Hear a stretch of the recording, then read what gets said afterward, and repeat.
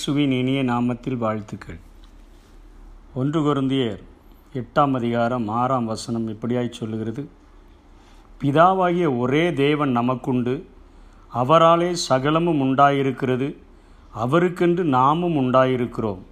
இயேசு கிறிஸ்து என்னும் ஒரே கர்த்தரும் நமக்குண்டு, அவர் மூலமாய் சகலமும் உண்டாயிருக்கிறது, அவர் மூலமாய் நாமும் உண்டாயிருக்கிறோம். இந்த அறிவு எல்லாரிடத்திலும் இல்லை என்று சொல்லி இங்கே கொரிந்து சபைக்கு பவுல் எழுதுகிறதை பார்க்கிறோம். இந்த வசனத்திலிருந்து ஆண்டவர் நமக்கு தெளிவாக கொடுக்கக்கூடிய ஒரு வாக்குத்தத்தம் என்னவென்று சொன்னால், நாம் பரலோகத்திலே உள்ள ஒரு குடும்பத்தின் அங்கத்தினராக மாறிவிடுகிறோம் என்பதை இந்த வசனங்கள் நமக்கு உறுதிப்படுத்துகின்றன. பரலோகத்தில் நமக்கென்று ஒரு தகப்பன் உண்டு, நமக்கென்று ஒரு மூத்த சகோதரன் உண்டு. இந்த உலகத்திலே நம்மோடு கூட இருந்து நம்மை ஒரு சிநேகிதரைப் போல வழிநடத்துகிற, எவர்கள் தேவனுடைய ஆவியினால் நடத்தப்படுகிறார்களோ அவர்கள் தேவனுடைய புத்திரராக இருக்கிறார்கள் என்று சொல்லுகிற அளவிற்கு ஒரு சத்திய ஆவியாகிய தேற்றரவாளனை தந்து நடத்துகிற ஒரு ஆவியானவரும் நம்மோடு கூட இருக்கிறார்.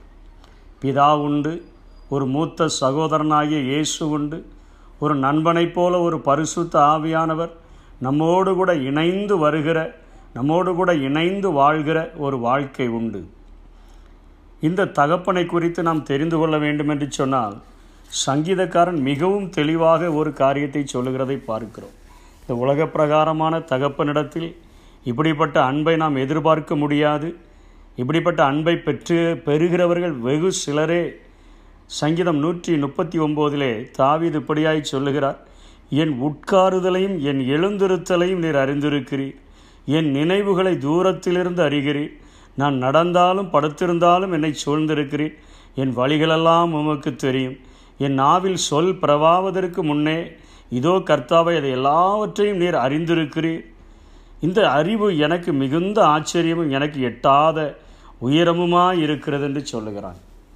ஒரு நம்முடைய அசைவு முதற்கொண்டு நம்மை பார்த்து அவருடைய கரத்தினாலே நம்மை மூடி மகிமையான காவலை நமக்கு கொடுத்து வழிநடத்துகிற ஒரு நல்ல தகப்பனாக இங்கே வேதம் நமக்கு ஒரு தகப்பனை அடையாளம் காட்டுகிறது.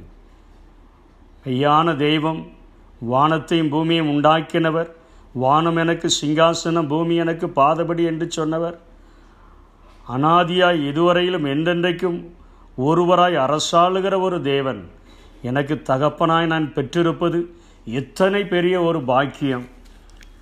இரண்டாவது, இயேசு கிறிஸ்துவை குறித்து வேதம் சொல்லுகிறது, இயேசுவே சொல்லுகிறார். மத்தேயு 28:20 சொல்லுகிறார், ஒரு மூத்த சகோதரன், இதோ உலகத்தின் முடிவு பரியந்தமும் சகல நாட்களிலும் நான் உங்களுடனே கூட இருக்கிறேன் என்று சொல்லி, ஆரம்பமில்லாத முடிவில்லாத அல்பாமும் ஒமேகாவும் என்று சொல்லக்கூடிய ஒரு இயேசு நமக்காக சதா காலங்களிலும் நம்மோடு கூட இருப்பேன் என்று சொல்லி வாக்கு கொடுக்கிறது நமக்கு எத்தனை மேலான ஒரு காரியம்.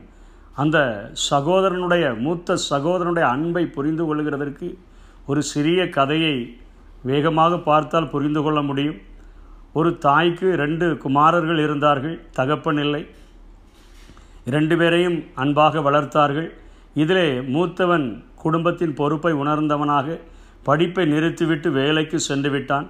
இளையவனோ படிக்க வைக்கப்பட்டு மிகவும் செல்லமாக வளர்க்கப்பட்டான்.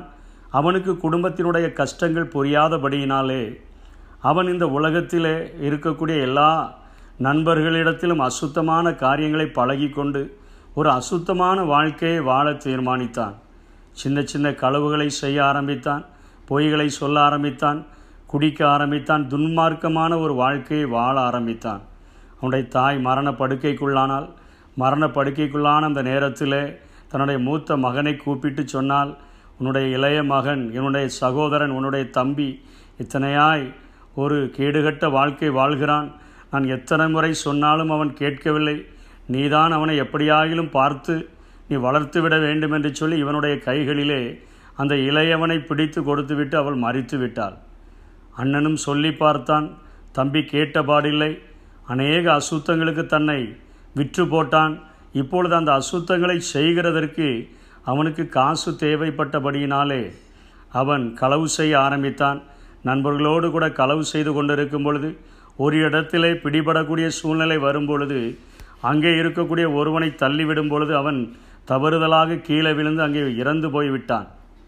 இவனுடைய உடம்பெல்லாம் இரத்தம் மேல் பட்டுவிட்டது, ஆடைகளிலெல்லாம் இரத்தம் பட்டுவிட்டது. வேகமாக வீட்டுக்கு ஓடி வந்தான். போலீஸ்காரர்களும் இந்த சம்பவம் நடப்பதை நேரில் பார்த்து விரட்டி கொண்டு வருகிறார்கள். இந்த சூழ்நிலையிலே இவனுக்கு என்ன செய்வதென்று தெரியவில்லை. கொலை செய்யும்படியாய் செல்லவில்லை, ஆனால் களவு செய்யும்படியாய் சென்ற இடத்திலே இப்படிப்பட்ட காரியம் நடந்துவிட்டதே என்று சொல்லி வீட்டிற்கு ஓடி வந்தால் வீட்டிலே உள்ளே அண்ணன் உட்கார்ந்திருந்தான். இவன் வேகமாக வீட்டிற்குள்ளாய் பிரவேசித்து கதவை பூட்டிக்கொண்டு அண்ணனுடைய காலை பிடித்து கதற ஆரம்பித்து விட்டான். அண்ணா, எப்படியாகிலும் எனக்கு ஒரு விசை எனக்கு உயிர் பிச்சை கொடுத்து விடுங்கள், என்னை எப்படியாகிலும் காப்பாற்றி விடுங்கள்.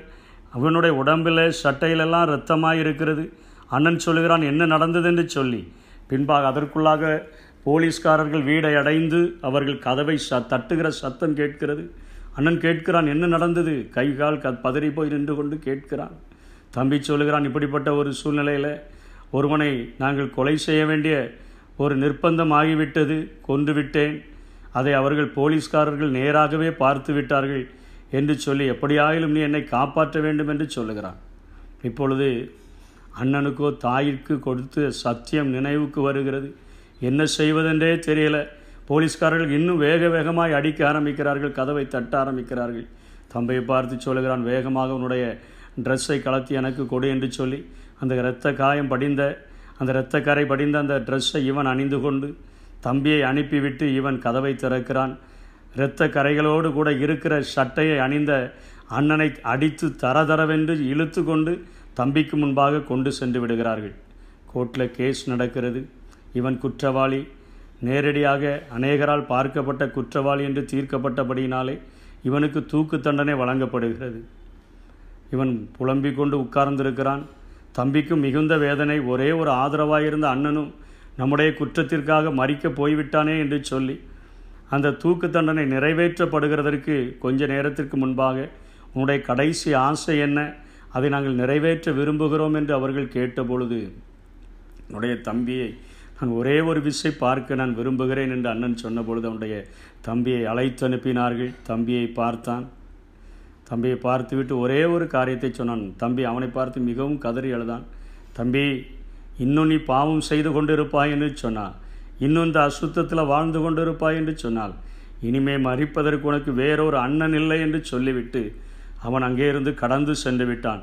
அண்ணன் தூக்கு மேடைக்காக கடந்து செல்லுகிறதை பார்க்கும் பொழுது இருதயம் உடைந்தவனாக நொறுங்கி போனவனாக நான் போக வேண்டிய இடத்திற்கு, நான் நொறுக்கப்பட வேண்டிய இடத்திற்கு, நான் இந்த தண்டனையை தூக்கு தண்டனையை அனுபவிக்க வேண்டிய இடத்திற்கு, என் உயிர் போக வேண்டிய இடத்திற்கு என் அண்ணன் செல்லுகிறானே என்று சொல்லி கதறி அழுதவனாக வேகமாக ஓடி வந்து வீட்டிற்குள்ளாக பூட்டி கொண்டு மிகவும் அழுது கொண்டிருந்தான். ஐயோ, என்னுடைய குற்றத்திற்காக என்னுடைய அண்ணன் பழி வாங்கப்பட்டு விட்டானே, அவன் மரித்து போய்விட்டானே என்று சொல்லி கொஞ்ச நாட்கள் போன பின்பும் அவனுடைய பாவ தூண்டுதல்கள் அவனுடைய சரீரத்தில் ஏற்பட்ட பொழுது அவனுக்குள்ளாக அவனுடைய அண்ணனுடைய கடைசி வார்த்தைகள் அவனுடைய உள்ளத்திலே வந்தபடியினாலே அவன் அந்த பாவம் செய்கிற அந்த எண்ணங்களை விட்டுவிட்டு ஒரு நல்லவனாக வாழும்படியாகி அவன் தீர்மானித்தான். இன்றைக்கும் நமக்கென்று கொடுக்கப்பட்ட மூத்த சகோதரனாகிய இயேசு நாம் தண்டிக்கப்பட வேண்டிய இடத்துல, நாம் கண்டிக்கப்பட வேண்டிய இடத்துல, நாம் கொலை செய்யப்பட்டிருக்க வேண்டிய இடத்துல, நாம் பாவத்தின் சம்பளம் மரணம் என்கிற அந்த தண்டனையை அனுபவிக்க வேண்டிய இடத்துல எல்லா பாவங்களையும் சுமந்து தீர்க்கிற தேவாட்டுக்குட்டியாக தன்னை ஒப்பு கொடுத்தபடியினாலே ஒப்பு கொடுத்து மரித்து அடக்கம் பண்ணப்பட்டு 3ஆம் நாளிலே இன்றைக்கு மரணமில்லாதவராக உயிரோடு கூட எழுந்திருக்கிற ஒரு மூத்த சகோதரனாகிய இயேசு நம்மை பார்த்து சொல்லுகிற காரியம், இதோ உலகத்தின் சகல நாட்களிலும் நான் உங்களோடு கூட இருக்கிறேன். நான் போவேன், சத்திய ஆவியாகிய தேற்றரவாளனை அனுப்புவேன். அவர் வந்து உங்களை சகல சத்தியத்திற்குள்ளும் நடத்துவார். பரிசுத்தமாய் வாழ்கிறதற்கு உங்களுக்கு அவர் வழி செய்வார், துணை செய்வார், உங்களுக்கு ஆறுதல் செய்வார். சகல ஆறுதலின் தேவனாக ஆவியானவர் உங்களுக்குள்ளாக இருந்து உங்களை வழி நடத்துவார் என்று சொல்லி அங்கே இயேசு வாக்கு கொடுக்கிறதை பார்க்கிறோம். இந்த வசனத்தின் மூலமாக பவுல் நமக்கு கற்றுக் கொடுக்கிற ஒரு காரியம், நமக்கென்று பரலோக ஒரு தகப்பன் உண்டு. நம்முடைய அசைவுகளையெல்லாம் உற்று கவனிக்கிற நம்முடைய உலக தகப்பனையும் மிஞ்சுகிற ஒரு நேசமுடைய ஒரு தகப்பன் உண்டு என்று கற்றுக் கொடுக்கிறார். உலக சகோதரர்களுடைய சிநேகத்தை மிஞ்சுகிற தன்னுடைய ஜீவனையே நமக்காக கொடுத்த ஒரு மூத்த சகோதரன் உண்டு என்பதை நமக்கு கற்றுக் கொடுக்கிறார். இடைவிடாமல் பகலிலே மேகஸ்தம்பமாக, இரவிலே அக்கினி ஸ்தம்பமாக நடத்தின அதே ஆவியானவர் இன்றைக்கும் நமக்கும் பின்பாக நின்று கொண்டு வழி இதுவே, இதிலே நடவுங்கள் என்று சொல்லுகிற சத்தத்தை கொடுத்து நம்மை எவர்கள் தேவனுடைய ஆவியினால் நடத்தப்படுகிறார்களோ அவர்கள் தேவனுடைய புத்திரர் என்று சொல்லுகிற அளவிற்கு இந்த உலகத்தில் பரிசுத்த வாழ்க்கைக்கு நேராக நம்மை நடத்துகிற ஒரு உற்ற நண்பனாக, உற்ற தோழனாக ஒரு ஆவியானவர் நமக்கு உண்டு. இவையெல்லாம் அந்த பரலோகத்திற்கு நாம் சென்றடைகிற வரையிலும் இதை நாம் விசுவாசித்தோம் என்று சொன்னால், இந்த உலகம் எனக்கு சொந்தமல்ல, என்னுடைய குடியிருப்போ பரலோகத்தில் இருக்கிறது, நான் பரலோகத்திற்கான உரிமையை நான் பெற்றிருக்கிறேன், அதற்கென்று நான் வாழும்படியாய் என்னை அர்ப்பணிக்கிறேன் என்று சொல்லும் பொழுது இந்த வசனங்கள் நம்மை தேற்றி இந்த உலகத்தில் ஜெயமுள்ளவர்களாய் நம்மை வாழ வைக்க முடியும். அப்படிப்பட்ட கிருபைகளை தேவன் தாமே தந்தருள்வாராக. ஆமென். நான் வாழ்ந்தேன், அறியாமல் அலைந்தேன், என் நேசர் தேடி வந்தேன், நெஞ்சார அணைத்து முத்தங்கள் கொடுத்து